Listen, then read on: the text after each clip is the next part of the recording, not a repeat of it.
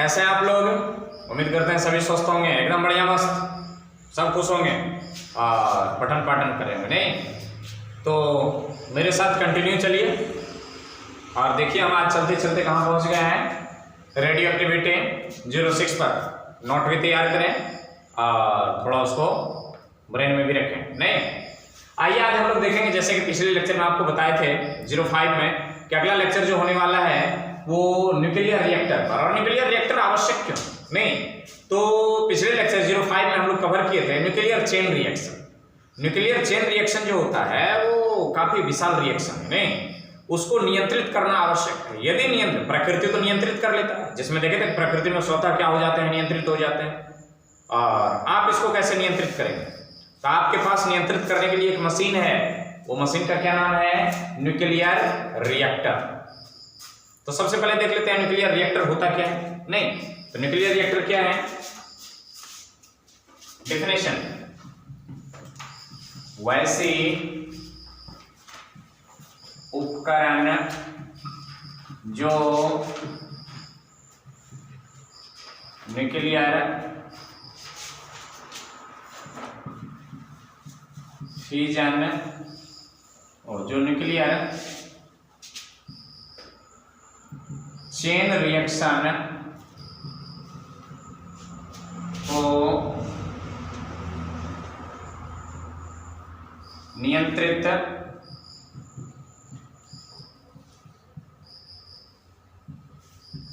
नियंत्रित करें तथा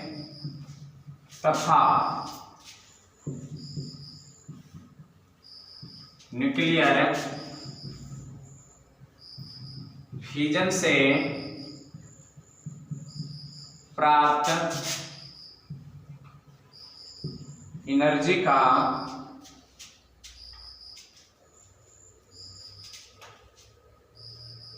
न्यूक्लियर चेन रिएक्शन को नियंत्रित करें तथा न्यूक्लियर फिजन से प्राप्त ऊर्जा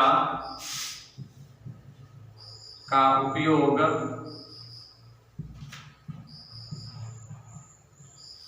निर्माणकारी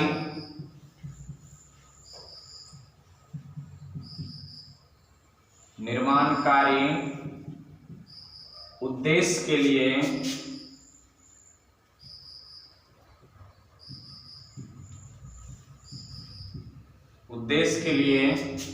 वैसे उपकरण जो न्यूक्लियर चेन रिएक्शन को नियंत्रित करें तथा न्यूक्लियर फिजन से प्राप्त एनर्जी का उपयोग निर्माणकारी उद्देश्य के लिए करें, उसे न्यूक्लियर रिएक्टर कहते हैं। नहीं देखिए, यह एक पावरफुल मशीन है। ये छोटी मोटी मशीन नहीं है, पावरफुल मशीन है। पावरफुल यहां पर देख लेते हैं, nuclear reactor in India. Bharat में कौन कौन से न्यूक्लियर रिएक्टर अभी चल रहा है वर्तमान में?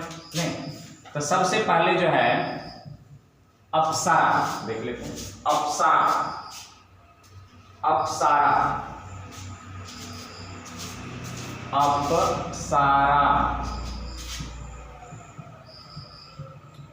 जर्लिना,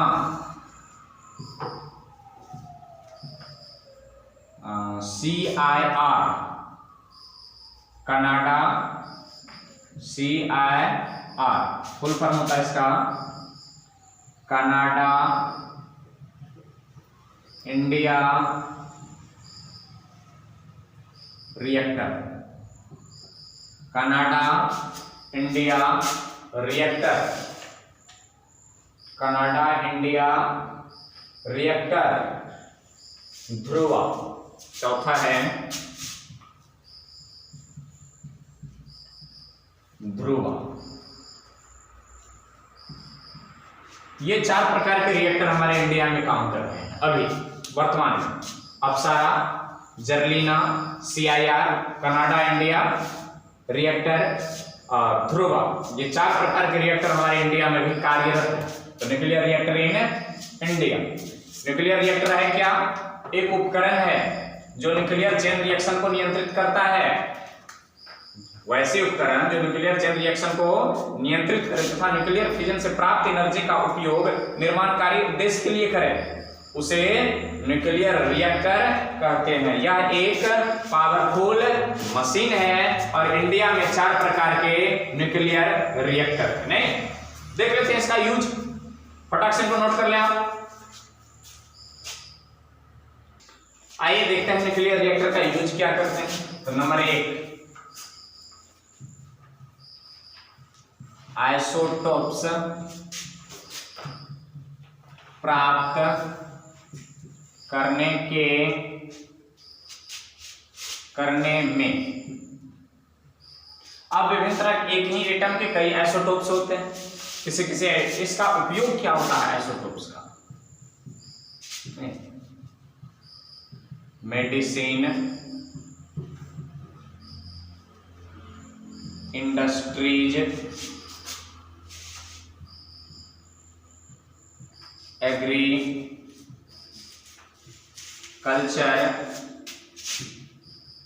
ETC में ETC के लिए आइसोटोप क्यों प्राप्त करेंगे? मेडिसिन बनाने के लिए, इंडस्ट्रियल उपयोग के लिए, एग्रीकल्चर उपयोग के लिए आदि के लिए इसका क्या करते हैं हम लोग? उपयोग करते हैं। किसका? एग्रीकल्चर आदि के लिए उपयोग करते हैं। नंबर 2, आइसोटोप बनाने के लिए। नंबर 3, न्यूट्रॉन बीम, न्यूट्रॉन पुंज, इसको क्या कहते हैं? न्यूट्रॉन पुंज प्राप्त करने के लिए। अब इसका उपयोग क्या होता है न्यूट्रॉन बीम का? इसका उपयोग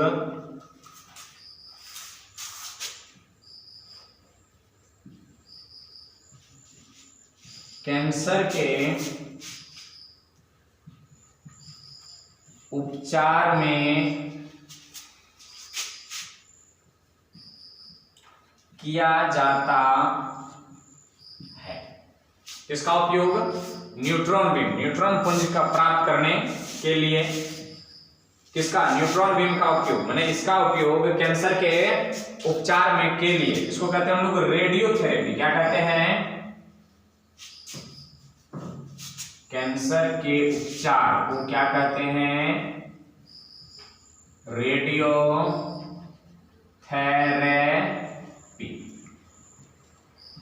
रेडियोथेरेपी में तीसरा उपयोग देख लेते हैं क्या होता है। तीसरा उपयोग इलेक्ट्रिक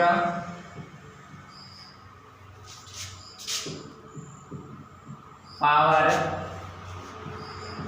या करंट जनरेशन में। किसके उपयोग में? इलेक्ट्रिक पावर या करंट के जनरेशन में विद्युत का निर्माण किया जाता है। इससे विद्युत धारा बनाए जाते हैं। अब कैसे? तो फिर देखेंगे। इसी एस्पेक्ट को लेकर के हम लोग रिएक्टर का निर्माण करेंगे। क्योंकि इस एस्पेक्ट को हम नहीं देख सकते हैं, मेडिसिन वाले क्षेत्र को नहीं देख सकते हैं, न्यूट्रॉन बीम कैंसर के रेडिएशन को नहीं देख सकते हैं, पर ये तीसरा उपयोग जो है इनका, इसको एस्पेक्ट मान करके, इसको केंद्र मान करके हम लोग अभी रिएक्टर का कंस्ट्रक्शन करेंगे। किसका? रिएक्टर का। तो सबसे पहले आप इसे नोट कर लेंगे, हम इरेज करके रिएक्टर के बारे में और कुछ जानते हैं। आइए रिएक्टर का हम लोग कंस्ट्रक्शन देखते हैं, रचना देखते हैं। धीरे धीरे हम इसको ड्रॉ कर रहे हैं, आप लोग देखिए कैसे ड्रॉ किए जाते हैं। और इस पूरे टॉपिक पर लगा देंगे VVI, यहाँ पर OBJ एंड SUB। माने क्या? ऑब्जेक्टिव एंड सब्जेक्टिव दोनों के दृष्टिकोण से। सब्जेक्टिव में 5 नंबर, 2 नंबर, ऑब्जेक्टिव में 1 नंबर। 2 ऑब्जेक्टिव तो यहां से रखल है, हाँ समझ लीजिए रखल है। देखिए सबसे पहले एक बड़ा सा चैम्बर बनाते हैं। क्या करते हैं, एक बड़ा सा चैम्बर लेते हैं, यूं समझिए ये, और थोड़ा बड़ा सा करना है, बड़ा सा।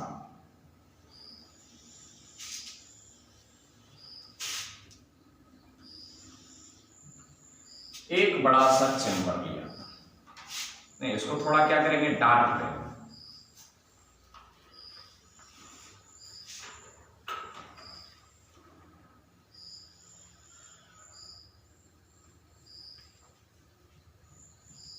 इसको थोड़ा सा अपन को क्या करना है, अभी इसको देखेंगे, अभी डार्क आप लोग नहीं करेंगे, देखिए गौर से। एक बड़ा सा चैम्बर लिए और इनको क्या करेंगे, डार्क करेंगे। और इस डार्क चैम्बर को 1 2 3 4 भाग में इसको बांट लेते हैं।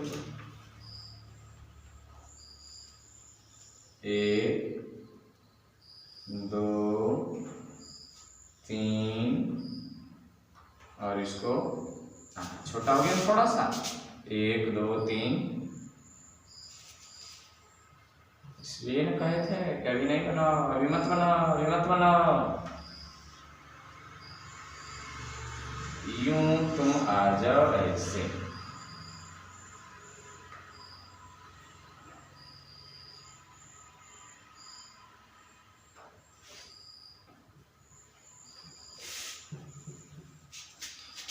इसको भी थोड़ा सा डार्क कर लीजिए।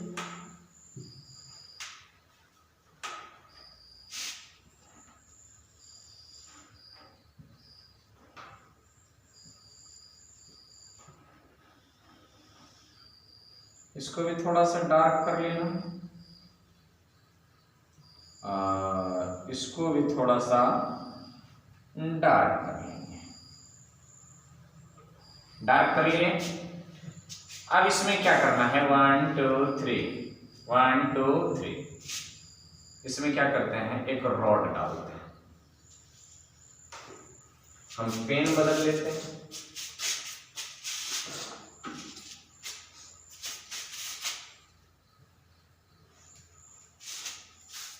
रॉड डाल देते हैं इसमें।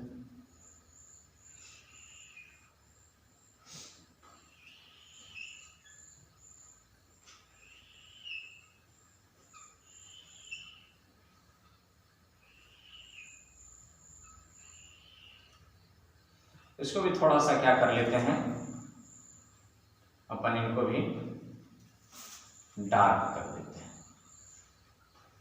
देखने में बढ़िया लगेगा और कुछ नहीं।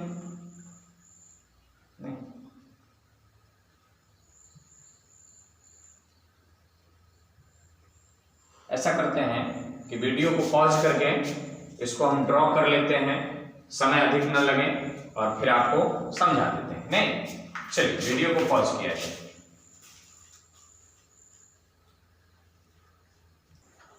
हाँ चलिए, बन करके तैयार है अपना न्यूक्लियर रिएक्टर। गौर कीजिए जरा, थोड़ा जटिल तो है पर मुश्किल नहीं है।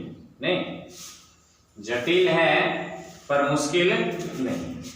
आइए एक एक करके हम पार्ट को समझते हैं और फिर इसके मेन पार्ट को देखेंगे। मेन पार्ट ऑफ रिएक्टर केवल 5 है, इन 5 के बारे में पढ़ना है, लेकिन इस संरचना को समझते हैं। सबसे पहले देखिए, गौर से सुने, उसके बाद इसका स्क्रीनशॉट ले लें या वीडियो को पॉज करके इनको छाप लें, या क्या कहते हैं प्रिंटेड फिगर हम लगा देंगे, उसको देख करके बना लें या इसको देख करके बना लें। दोनों में से किसी एक को देख करके बना लें, या तो प्रिंटेड फिगर बनाएं या इसका फिगर बनाएं। पहले इनको समझ लीजिए। प्रिंटेड फिगर आ गए हैं, देख लीजिए। तो कहता क्या है, सबसे पहले यहां गौर करें। सबसे पहले ये ब्लैक मार्क दिख रहे हैं चारों तरफ से, अब ब्लैक से सटा हुआ ये ब्लू। ब्लैक और ब्लू को एक साथ लेकर के चलिए, ब्लैक एंड ब्लू को एक साथ लेकर के चलिए, एकदम जा रहा है, जा रहा है, जा रहा है। इसको हम लोग कहते हैं, इस ब्लैक और ब्लू को सम्मिलित रूप से, ये लाइन देखने में अच्छा लगे इसलिए इसे बनाया, इसको कहते हैं शेल्डिंग। मतलब सुरक्षा कवच। कौन सी कवच है? सुरक्षा कवच। इसकी मोटाई 1 मीटर से भी ज्यादा होती है और ये आयरन का होता है, लोहा का, सॉलिड। 1 मीटर मोटी सॉलिड दीवार होती है ताकि इससे किसी भी प्रकार की विकिरण बाहर ना निकले। देख लिए? आइए इसमें, इसके अंदर देखिए ये खाली जगह व्हाइटिश वाला और ग्रीन ग्रीन बिंदा बिंदा बिंदा बिंदा धब्बा धब्बा धब्बा धब्बा धब्बा धब्बा देख रहे हैं। इसमें एक लिक्विड भरा जाता है। इसमें क्या भरा हुआ रहता है? एक लिक्विड। इस लिक्विड का नाम होता है कूलेंट, शीतलक, ठंडक। इसका यूज क्या है आगे देखिए। अब इसके अंदर आ जाइए आप, इसके अंदर आ जाइए। ये ब्लैक वाला देख रहे हैं ऐसे करके, ये घेरा लगा हुआ, ब्लैक वाला घेरा लगा हुआ देख रहे हैं। इसको कहते हैं फिजन चैम्बर, विखंडन प्रकोष्ठ है। इसी के अंदर विखंडन की क्रिया होती है, न्यूक्लियर विखंडन की क्रिया, न्यूक्लियर फिजन की क्रिया। किसके अंदर? इसी घेरा के अंदर। देख रहे हैं आप, फिर से देख लीजिए एक बार। ये दोनों लाइन मिला करके ऐसे करके देखिए, ये देख रहे हैं, इनको हम लोग शेल्डिंग कहते हैं, मतलब ये सुरक्षा कवच है। इसके अंदर आइए, देख रहे हैं ये द्रव ऐसे करके बिंदा बिंदा बिंदा बिंदा, यहां पर ऐसे ऐसे करके देख रहे हैं, ऐसे करके बिंदा बिंदा बिंदा बिंदा। ये लिक्विड सब्सटेंस है। ये क्या है बाद में, पहले इसको देखिए, ये कहते क्या इस बिंदा को? इसको कूलेंट कहते हैं। दिखाई पड़ रहे होंगे, COOLANT। इसको क्या कहते हैं? कूलेंट कहते हैं। आइए इसके अंदर अब देखते हैं। ये ब्लैक वाला देख रहे हैं ऐसे करके, ये बाउंड्री, ये ब्लैक वाला बाउंड्री, इसको हम फिजन चैम्बर कहते हैं। FISSION, फिजन चैम्बर कहते हैं, विखंडन प्रकोष्ठ। अब इसमें आ जाइए, अब इस विखंडन प्रकोष्ठ में आ जाते हैं।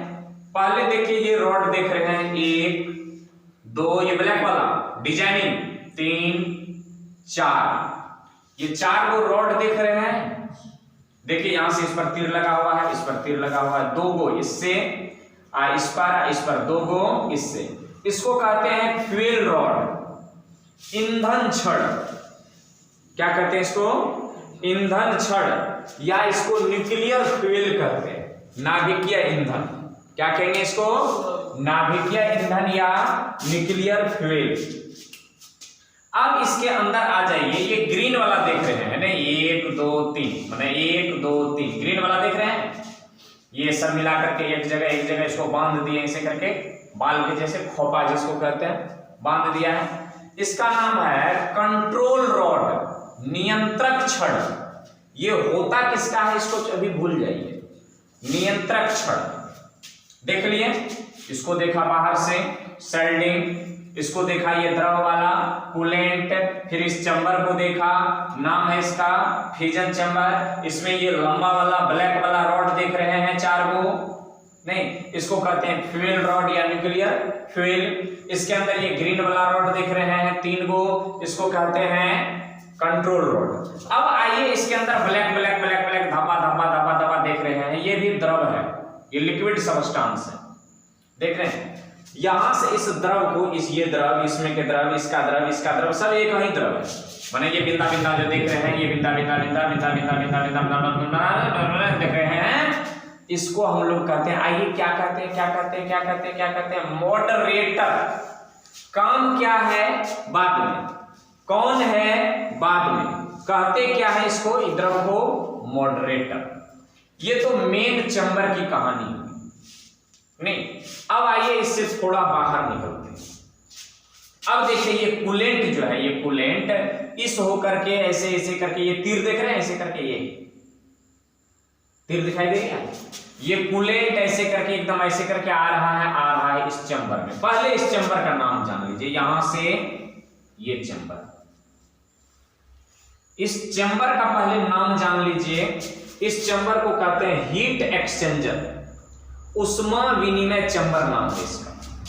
हीट एक्सचेंजर से ये पाइप गुजरा है, इस पाइप से क्या गुजर रहे हैं जरा देखिए, यहां पंप, फिर ये तीर बता रहे हैं कि ऊपर की ओर जा रहे हैं। ये तीर कहते हैं ऐसे करके आया आया आया आया, तीर कहता है ऐसे करके, फिर ऐसे करके ये चला गया। कि पाइप के अंदर जो है ये कूलेंट लिक्विड है। कौन सी लिक्विड? Coolant liquid. और ये हीट एक्सचेंजर में देख रहे हैं ये black black black black black black black जो है ये सब, ये ब्लैक वाला ये वाटर है। देखिए यहां पर ये क्या है? वाटर। ठीक। अब उसके बाद देखिए ये वाटर स्टीम के रूप में, किसके रूप में? भाप के रूप में ये जा रहे हैं इधर,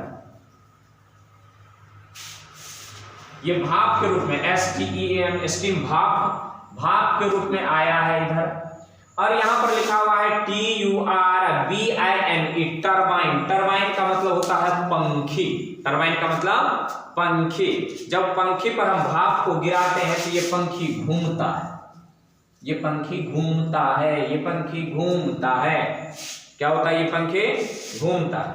इस पर जैसे ही भाप गिरता है, जब जनरेटर आप पढ़ने लगेंगे तो इसको हम डिटेल्स में बताएंगे, या पढ़े होंगे कहीं पर भी तो गुरुजी बताएंगे कि टरबाइन को किसी शक्तिशाली मशीन के द्वारा, नहीं शक्तिशाली बटा शक्ति बराबर केवल शाली बच जाता है, नहीं तो शक्तिशाली मशीन के द्वारा इसको क्या किया जाता है? घुमाया जाता है। जिससे क्या होता है कि जनरेटर का, इलेक्ट्रिक जनरेटर का आर्मेचर घूमता है। आर्मेचर जब घूमता है तो ईएमएफ प्रोड्यूस होता है इलेक्ट्रोमैग्नेटिक इंडक्शन से। ईएमएफ जब प्रोड्यूस होता है तो इलेक्ट्रिक करंट, यदि सर्किट क्लोज हो तो। क्लियर? तो मेन मकसद इस स्टीम को किस पर गिराना है? ये टरबाइन पर गिराते हैं। ये टरबाइन ये घूमता है, ये टरबाइन घूमता है। यहां पर लिखा हुआ है स्टीम। स्टीम आया, टरबाइन को घुमाया और निकल गया नीचे की ओर, निकल गया नीचे। देखिए ऐसे करके तीर दिखा रहा है, इधर की ओर जा रहा है। और यहां पर लिखा हुआ यूज्ड स्टीम। यूज माने प्रयोग, यूज माने प्रयोग किया हुआ, ये प्रयोग किया हुआ भाप है, माने उपयोग किया हुआ भाप। ये इस चैम्बर में आए। इस चैम्बर में देखिए क्या है, यहाँ COLDWATR कोल्ड वाटर है, ठंडा पानी। इस भाप को ठंडा कर देता है, एकदम ठंडा हो जाता है। जब भाप ठंडा होगा तो लिक्विड बदल जाएगा। जब स्टीम क्या हो जाएंगे? ठंड हो जाएंगे तो लिक्विड में बदल जाएंगे। तो इस पाइप से जो गुजर रहा है अब ये अब वाटर है। यहां पर देखिए ना तीर दिए हैं, ऐसे करके जा रहा है। अब ये वाटर है, वाटर इधर से कोल्ड वाटर दिए, इधर से कोल्ड वाटर निकल रहा है। कोल्ड वाटर दिए, कोल्ड वाटर निकल रहा है, कोल्ड वाटर दिए, कोल्ड वाटर निकल रहे हैं। ये करता क्या है कि ये जो स्टीम आ रहा है, यूज हुआ हुआ स्ट्रीम, इस स्ट्रीम को किस में बदल देता है? वाटर में बदल देता है। ठंडा पानी, नहीं कुएं का ठंडा पानी, हाँ ये ठंडा पानी इसको बदल देता है। फिर वाटर इसमें चल जाता है, फिर ये कहानी अनवरत चलती रहती है। तो यहां पर ये वाटर जब आया तो ये वाटर स्टीम में बदला कैसे? नहीं, तो ये कूलेंट जो है ये फ्यूजन प्रोसेस में, जानते हैं जब न्यूक्लियर फ्यूजन होता है तो काफी मात्रा में ऊर्जा निकलते हैं। ऊर्जा जब निकलता है तो ये वाला चैम्बर जो है, जिसको हम लोग फ्यूजन चैम्बर कहते हैं, फ्यूजन चैम्बर, ये काफी गर्म हो जाता है, ये काफी गर्म होता है। इस गर्मी को ये कूलेंट महोदय अवशोषित कर लेता है अपने में। अवशोषित कर लिया, उष्मा ले लिया इसका और चल दिया कहां से? नहीं, दिल के टुकड़े टुकड़े करके ये मुस्कुरा के चल दिए। कहां पर? हीट एक्सचेंजर चैम्बर में।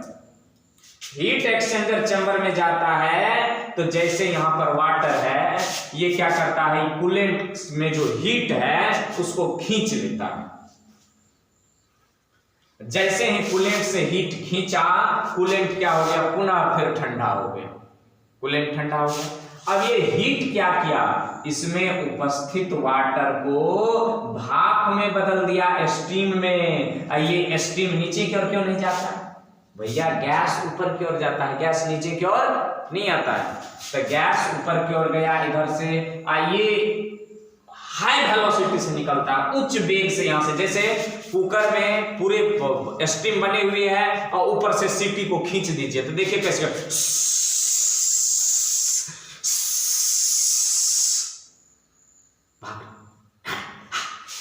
ऐसे करके ये स्ट्रीम ऐसे करके भागता है, ऐसे करके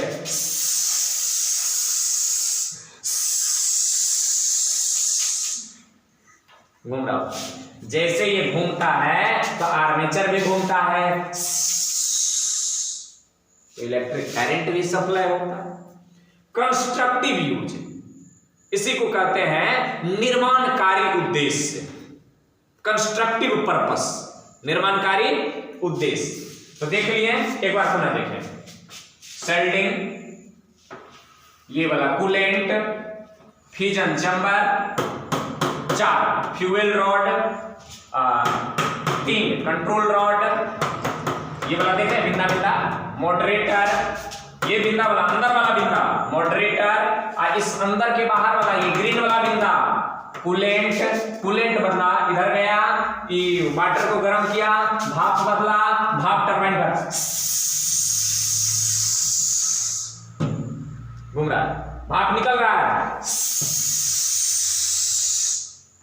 टरबाइन घूम रहा है, टरबाइन घूम रहा है, इधर जनरेटर भी बढ़ रहा है, दुक दुक दुक दुक दुक दुक चल रहा है।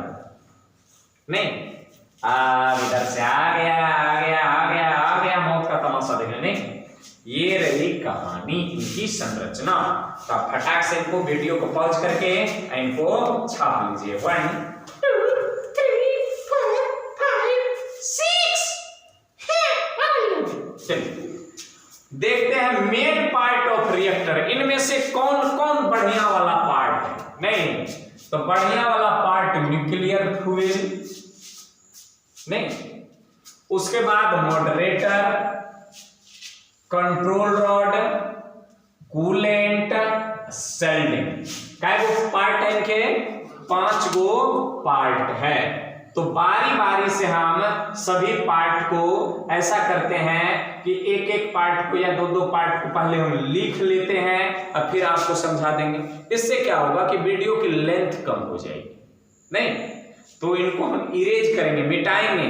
अब तक यदि नहीं छापे हैं तो इनको एक बार पुनः मौका मिल रहा है, आप नोट कर लें, हम इन पार्ट को देखेंगे। ठीक, नोट कर लीजिए।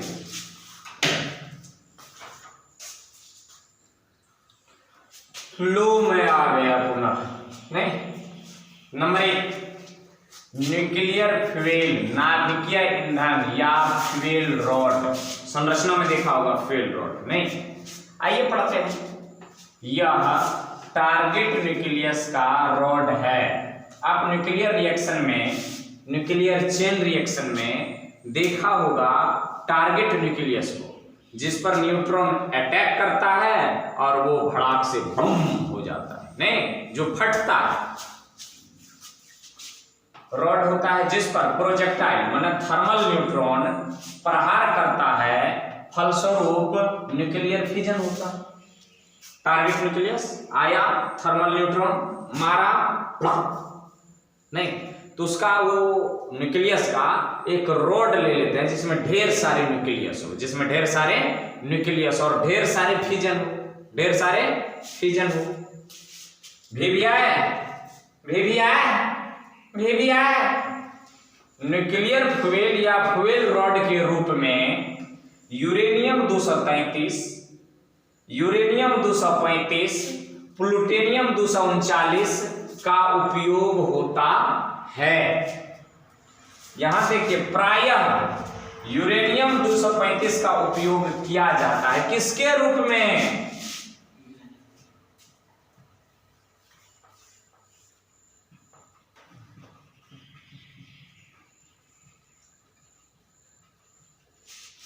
किसके रूप में? फ्यूल रॉड या न्यूक्लियर फ्यूल के रूप में। जहां जहां VVI मार्क है वहां वहां से एक एक ऑब्जेक्टिव है। कान खोल करके नहीं, कान लगा करके सुन लीजिए। न्यूक्लियर फ्यूल के रूप में किसका उपयोग हो सकता है? यूरेनियम 233, 235, 239 प्लूटोनियम का उपयोग होता है, पर प्रायः किसका उपयोग किया जाता है? 235 का। क्लियर? यदि इन सब ऑप्शन में एक साथ आ जाए तो टिक किस में करेंगे? 235 में, वरना एक साथ तो आता नहीं। आइए, मॉडरेटर का काम क्या है? मॉडरेटर क्या है? नहीं, कहता है कि यह माने कौन? मॉडरेटर न्यूक्लियर फिजन से प्राप्त फास्ट सेकेंडरी न्यूट्रॉन प्राप्त होता, जैसे मारा टारगेट पर टारगेट फटा, चेन रिएक्शन में देखा होगा 3 न्यूट्रॉन एक न्यूक्लियस से निकलता है। यहां तो रॉडे है, ढेर सारा न्यूट्रॉन निकलेगा ना, ढेर सारा न्यूक्लियस है ना, ढेर सारा न्यूट्रॉन निकलेगा ना। तो ढेर सारे न्यूट्रॉन जो होते हैं वो फास्ट मूविंग न्यूट्रॉन होते हैं। जब फास्ट मूविंग होगा तो फटाफट जाएगा, दूसरे न्यूक्लियस पर अटैक करेगा, जहां तय अटैक करते जाएगा तो न्यूक्लियर चेन रिएक्शन अनकंट्रोल हो जाएगा। जैसे एटॉम बॉम्ब, हिरोशिमा 1945, नागासाकी 1945 याद कीजिए, 1939 में खोजे हुआ था और 45 में बम बना लिया। सोचिए कितना फास्ट काम हुआ। के स्पीड को स्लो करता, माने जो स्पीड तीव्र गति से बढ़ रहा था उसको क्या कर देता, जैसे ऐसे चल रहा था, ऐसे चल रहा था तो अब चलेगा, चल रहा ऐसे चलेगा। मॉडरेटर के रूप में प्रायः भारी जल, heavy water, D2O, graphite carbon का प्रूफ है, पेंसिल में देखे होंगे। ड्यूटेरियम हाइड्रोजन का एक समस्थानिक है। पैराफिन का उपयोग किया जाता है, VVI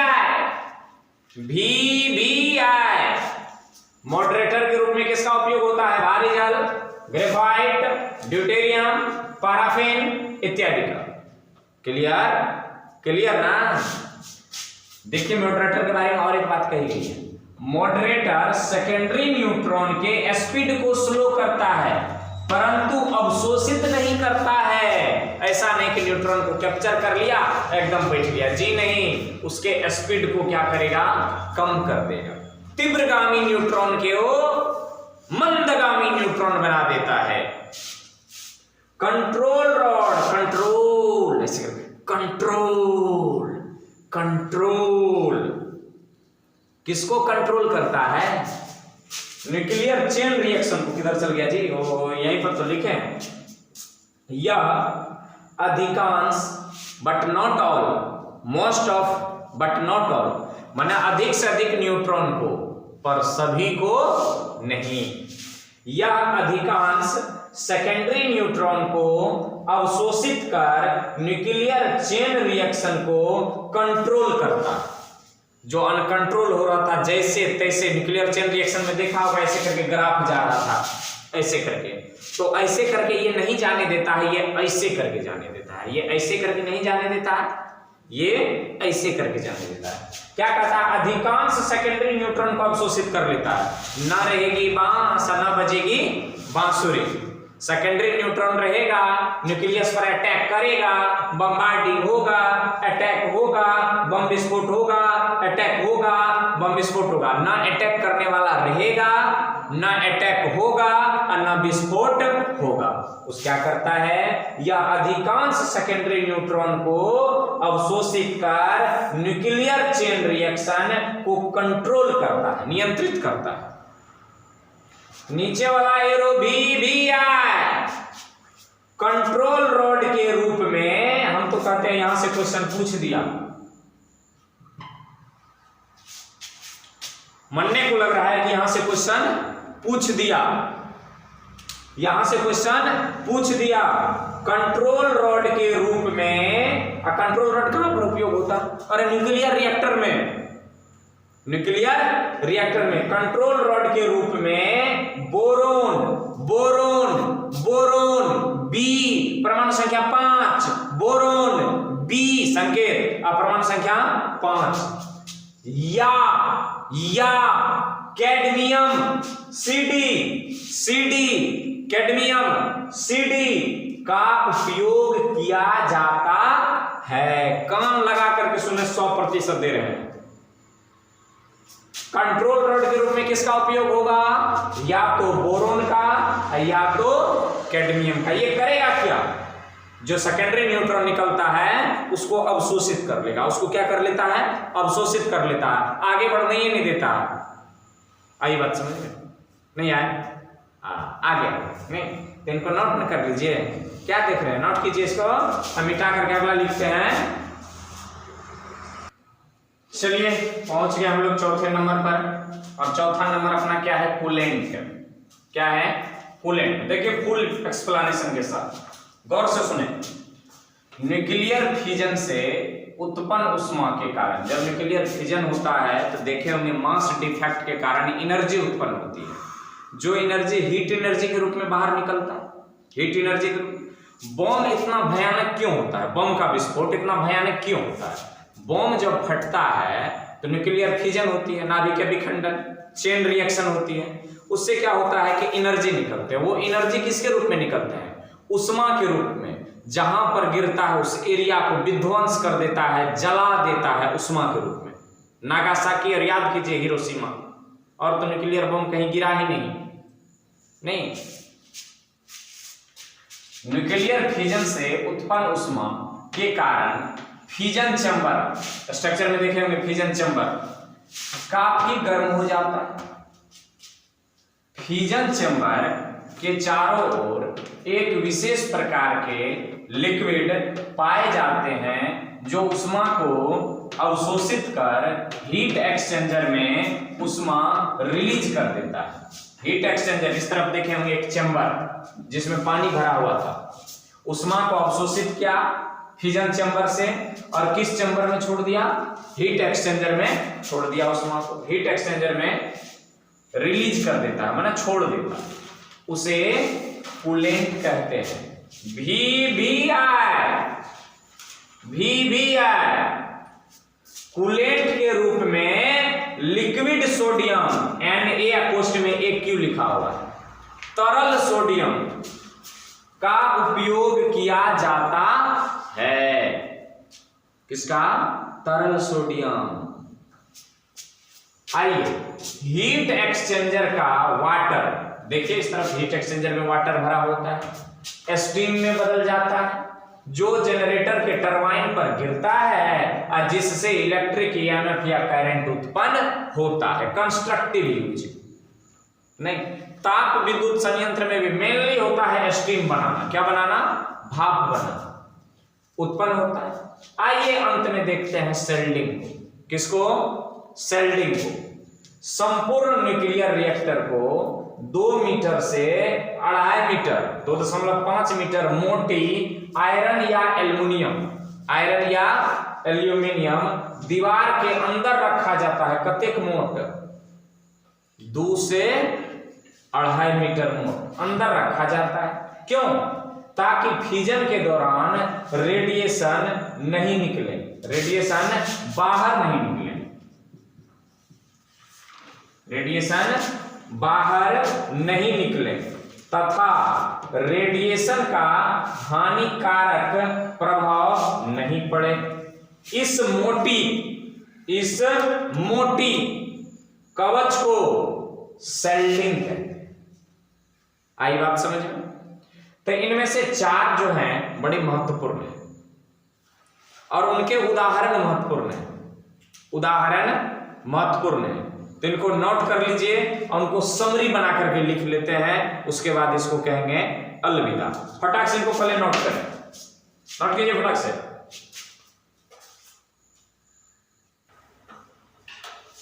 यहां पर सबसे पहले इनको हम ढक लेते हैं, इनको आपको नहीं देखना है, नहीं, इनको देखिए VVI टू द पावर मोल ना, 1 मोल बराबर 6.022 इंटू 10 टू द पावर 20, फिर 10 के पावर 23, तो VVI के पावर 10 आ उसका पावर 23, माने इतना VVI 1 marks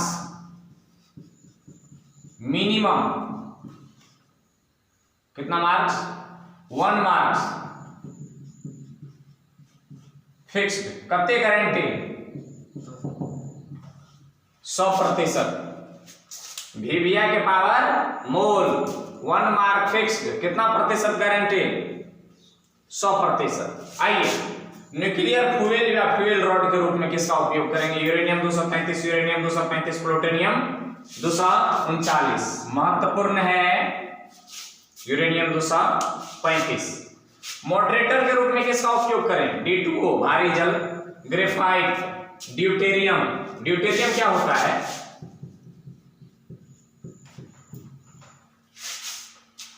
H12 deuterium, paraffin देख रहे हैं, याद कर ले एकदम आंख बंद करके। Fuel rod uranium 235, uranium 235, plutonium 239, आंख बंद करके। Moderator D2O, deuterium, paraffin, graphite, आंख बंद करके रट्टा मार लें। एक मार्क फिक्स्ड, 100% गारंटी, कम से कम मिनिमम कम से कम एक number fixed. Control rod, boron या कैडमियम, बोरोन या कैडमियम, आंख बंद करके control rod, boron cadmium, boron cadmium, boron cadmium, boron cadmium, boron cadmium, boron cadmium, boron cadmium, boron, आंख बंद करके रट्टा मार लें। कूलेंट के रूप में यहां पर आई, यदि रिएक्टर में सामान्य ताप उत्पन्न होता हो, मतलब नॉर्मल टेम्परेचर, ज्यादा भारी ताप ना हो, तो काम चल जाएगा वाटर से भी और हैवी वाटर माने D2O से भी। क्लियर? यदि उच्च ताप हो तब क्या चाहिए? लिक्विड सोडियम माने तरल सोडियम का उपयोग। नहीं तो एक बार मेरे साथ बोलिए जय माता दी। जी नहीं। Nuclear foil uranium 235, uranium 235, plutonium 239, moderator D2O माने भारी जल, ग्रेफाइट, ड्यूटेरियम माने H12, पैराफिन, आई बात समझ में? Control rod, boron, cadmium, coolant, यदि सामान्य ताप हो तो D2O से भी काम चल जाएगा, H2O से भी काम चल जाएगा। यदि उच्च ताप हो तो सोडियम, तरल सोडियम से काम चलेगा। याद रखें, फॉर एग्जांपल यदि आपको पूछे कि निम्न में से कौन कूलेंट है, ये भी ऑप्शन में दे दें और ये भी ऑप्शन में दे दें और ये भी ऑप्शन में दे दें और चौथा ऑप्शन दे दें इनमें से सभी, तो टिक किस पर मारेंगे? चौथा ऑप्शन पर, इनमें से सभी, और कह दें कूलेंट है। हो जाए ना, हो जाए।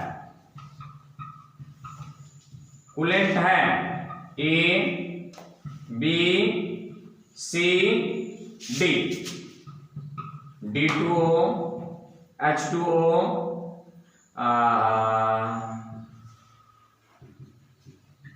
लिक्विड Na,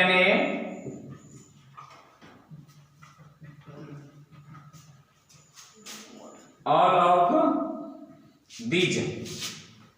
कूलेंट है D2O, H2O, liquid sodium, all of these नहीं, ऑल ऑफ दीज। नोट करें 1 2 3 4 5 ऑप्शन चेंज करते हैं। कूलेंट है नन ऑफ दीज, इनमें से कोई नहीं। चौथा ऑप्शन पर निर्भर करता है। नोट करें दूसरा क्वेश्चन। तीसरा क्वेश्चन, कूलेंट है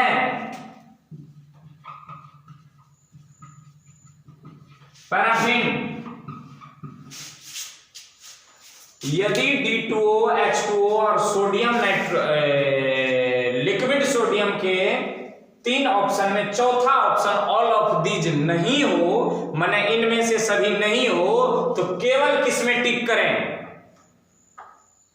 यदि इन तीनों में से केवल ये हो तो ये होगा, इनमें से केवल ये हो तो ये होगा। यदि यही सब ऑप्शन में हो तो किसको टिक करें? इनको। आई बात समझ में? नहीं आए तो याद कर लिए। Nuclear fuel 233, uranium 235, plutonium 239, moderator D2O, deuterium, graphite, paraffin, control rod, boron, cadmium, coolant, यदि सामान्य ताप हो तो D2O, H2O नहीं, और यदि उच्च ताप हो तो अरे तरल सोडियम, लिक्विड सोडियम। और क्वेश्चन भी 2 तरीका का बता दिए, 3 तरीका का क्वेश्चन बता दिए। नहीं, पहला बताएं, फिर से देख लीजिए, पहला बताएं ऑल ऑफ दीज, तो आंसर क्या हुआ? All of these. फिर बताएं नन ऑफ दीज, आंसर हुआ। फिर दिए पैराफिन, आंसर हुआ ये। क्लियर? तो देख लीजिए, इनको नोट कर लीजिए एक बार फटाक से। 1 2 3 4 5 6 7 8 9 10। अब हम लेते हैं आपसे विदा, शांति पूर्वक विदा लेंगे नहीं। और इसके बाद जो आने वाला लेक्चर है law of radio activity disintegration, radio active disintegration, माने रेडियो सक्रिय विघटन का जो नियम है उसमें कुछ मैथमेटिक्स है। लास्ट लेक्चर होने वाला है 07, और 7 जो होता है ना बड़ा सुंदर सा अंक है, शुभ अंक, 7वां लेक्चर रेडियो एक्टिविटी का। तो कैसे लगे आपको रिएक्टर, बढ़िया लगे नहीं लगे आप लोग देखते हैं, पर कोई कमेंट नहीं करते नहीं। अरे बढ़िया लगता है, नहीं लगता है, समझ में आ रही है, नहीं आ रही है, कुछ तो रिएक्शन दो, कुछ तो रिएक्शन दीजिए। बढ़िया लगा, नहीं लगा, समझ में आया, क्या है नहीं है, थोड़ा बड़ा कमेंट टाइप करें और लिखें, बढ़िया लगता है। वीडियो पसंद आ जाए तो लाइक करने में क्या जाता है, और चैनल पर नए हो तो सब्सक्राइब करने में भी क्या जाता, कुछ नहीं जा रहा है।